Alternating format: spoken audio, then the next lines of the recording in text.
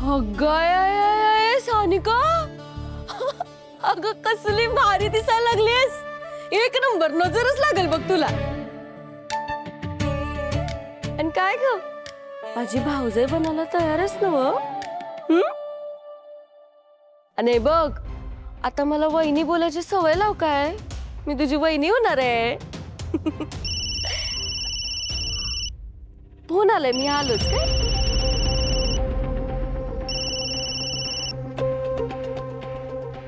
हा लखनंदा मॅडम बोला की.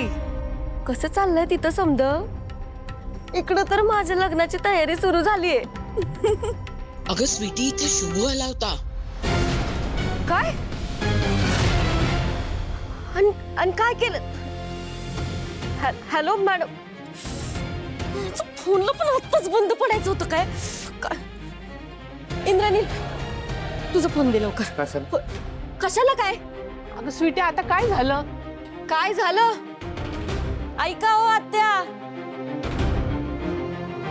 तुमचा पोरगा शुभू तिथं श्रावणीच्या लग्नात गेला होता. काय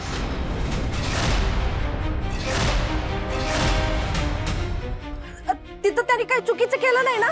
आता मला इथं थांबून कळणार आहे का काय चुकीचं केलं ते त्यानं.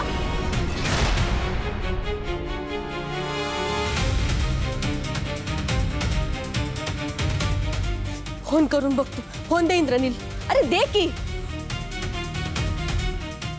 आता लखनंदा मॅडमांचा पण नंबर पाठ नाहीये. कसं करू कळणारच नाही.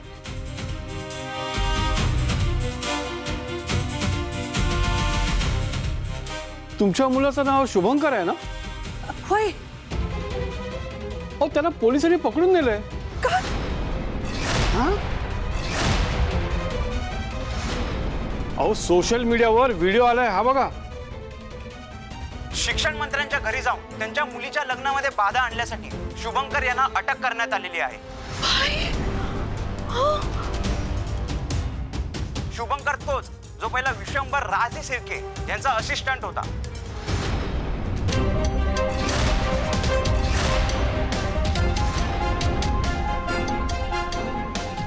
नेमकं त्याने असं का केलं आणि अजून पुढे काय काय पाहायला मिळणार आहे हे थोड्या वेळातच कळेल. वा वा वा वा वा. बघितलं का काय केलंय ते शुभून. तिथं श्रावणीचं लग्न मोडायला गेला होता तो. अगं नाही ग स्वीटे. माझा पोरगा असं चुकीचं वागणार नाही. मला वचन देऊन गेलाय तो असं काही मी करणार नाही. अहो कसलं वचन हो कसलं वचन. तुमचं पोरगा का नाही फसवणूक करायला लागलाय हे दिसायला नव. पोलीस अटक करून घेऊन गेलेत त्याला. नाही तबास झालं. इंद्रनील आणि सानिकाचं लग्न होणार नाही.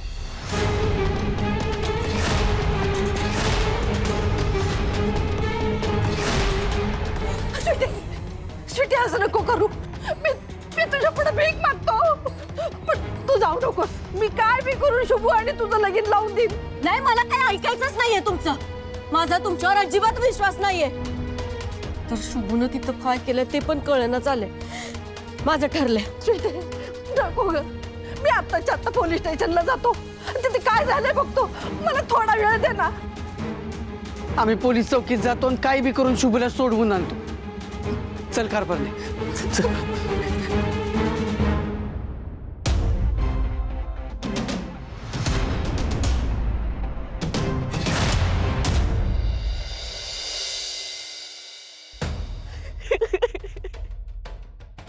श्रावणी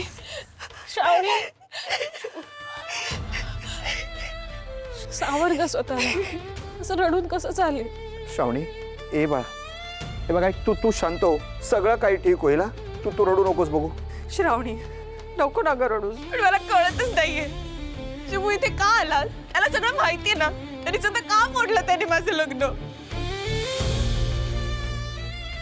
श्रावणी अगं शुभू खरं बोलत असेल तर तू विचार कर ना. शुभू असं वागणारा मुलगाच नाहीये. त्याने जर एवढी मोठी रिस्क घेतली बंदुकीच्या टोकावरती तुझ्याशी लग्न केलं याचा अर्थ त्याच्याकडे काहीतरी खूप मोठं आणि ठोस कारण असणार. त्याशिवाय तो असं नाही करणार. म्हणजे तुला काय म्हणायचंय मोक्षा. शुभू खाली त्या मेहंदीवालीबद्दल त्या क्रांतीबद्दल पल्लवीबद्दल जी गोष्ट सांगितली ती खरी आहे. आणि जर ती खरी असेल तर रुद्र खरोखरच वाईट माणूस आहे. मला तरी हीच शंका आहे मामा. मोक्षा बरोबर बोलतेय. गेल्या काही दिवसात श्रावणीला रुद्रबद्दल विचित्र आणि संशयास्पद अनुभव येत होते आणि ते मीही पाहिले होते. त्यामुळे आता मला सुद्धा असं वाटतंय की शुभू इथे फक्त तिचं आयुष्य उद्ध्वस्त करायला नाही तर तिला एका मोठ्या संकटातनं वाचवायला आला होता. श्रावणी, शुभूचं तुझ्यावर प्रेम आहे म्हणून त्याने इतका मोठा ड्रामा रचला असेल असं मला नाही वाटत ग. तुला काय म्हणायचंय? खरंच असं वाटतंय की शुभूने माझं आयुष्य बर्बाद होण्यापासून वाचवण्यासाठी हे सगळं केलंय? हो श्रावणी. अगं काकू, मग त्याचे परिणाम काय होतील हे त्याला माहित नाहीये. काकू, अगं आता कुठे बाबांनी मला त्यांची मुलगी मानलं होतं. माझी लहानपणापासूनची इच्छा आता कुठे पूर्ण होत होती. मी लग्न करायला पण तयार होते ना त्यासाठी. पण शुभूने मला बाबांसमोर खोटं पाडलंय. आणि काय झालं असतं ग? हा, रुद्रसर जर वाईट असतील तर काय होईल? लग्नानंतर फार तर मला मारतील, मला त्रास देतील, चालेल ना. माझ्या बाबांसाठी मी तेही सहन करायला तयार आहे. थांब.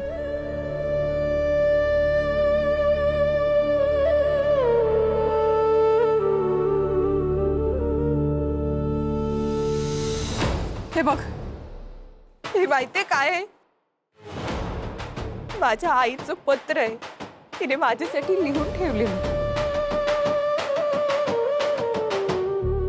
यात ना माझ्या आईने लिहिलंय की श्रावणी, तुझ्या बाबांची काळजी घे. पण शुभूने मला माझ्या आई बाबांच्या नजरेत पाडलंय का? माझी आईवरनं बघत असेल तर काय म्हणेल आज? ती म्हणेल की माझी मुलगी माझी इच्छा पूर्ण करू शकली नाही. अगं काय श्रावणी, नाही असं नाहीये.